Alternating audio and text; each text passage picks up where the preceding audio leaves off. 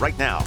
A second water main break on Panola Street uptown once again causing havoc in the neighborhood and much of the East Bank. Well, neighbors say they woke up around 2 o'clock this morning to water rushing through their neighborhood and even into some people's homes. Now, this water main break is forcing a boil water advisory across much of the city, which city leaders are calling for accountability for an issue that has become far too frequent lately. We have team coverage this evening, and we begin with WDSU reporter Cassie Sherm with a call for major infrastructure repairs. Cassie. Well, guys, you can see back behind me here, it's looking a lot better than it did this morning. We no longer have the water because they were able to shut it off. But what we do have is crews working to repair that line. Now, neighbors in the area say, unfortunately, the damage is already done, but they are concerned that this type of incident can happen again. And that is why our house is flooded, because it's right outside our window. This is just after 2 in the morning, Monday, outside Billy Joe Dalton's uptown home. It's running right in. And within minutes, The rug is floating.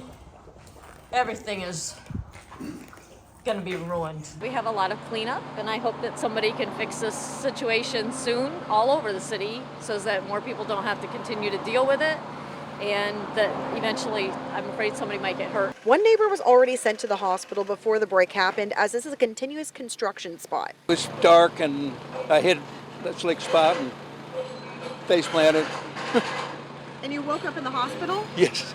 Waking Bill Elliott up, And the whole house shook and I looked out the window and here's a geyser. but not surprised. Contacted the sewer and water board, let them know that there was a leak, and we called a couple times. Officials say the pipe is a 48-inch transmission line, more than 100 years old. Several issues we're aware of, including this one, and we are addressing those as they come up, but we also want to be more proactive in addressing these. And so we're looking at different technologies that we can do. It also costs a lot to replace a mile of main. Sewage and Water Board leadership is now in D.C. to secure funding. I'm really pissed off. I've had water issues since I moved in. I suggest maybe you get things fixed around the city. I realize that budgets are tight, the city has no money. Infrastructure and the stuff at home needs to come first. Now, these water main breaks aren't just impacting homeowners, they're also impacting others across the city. We actually have WDSU reporter Jasmine Franklin. And Jasmine, you've been talking to businesses that are also trying to get ahead of this as well. Yeah, the owner here at Mandina's says they spend thousands of dollars investing in a filtration system to make sure they can stay open and operating even when these frequent boil water advisories go into effect. The restaurant says a few years ago they invested in a water purification system, and the owner tells me the boil advisories, of course, are happening way too often, but they want to be able to provide clean water to customers and staff members.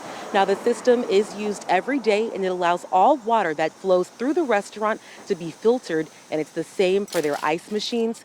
While it's an investment that cost the business thousands of dollars, they say it was definitely worth it, especially in situations like this.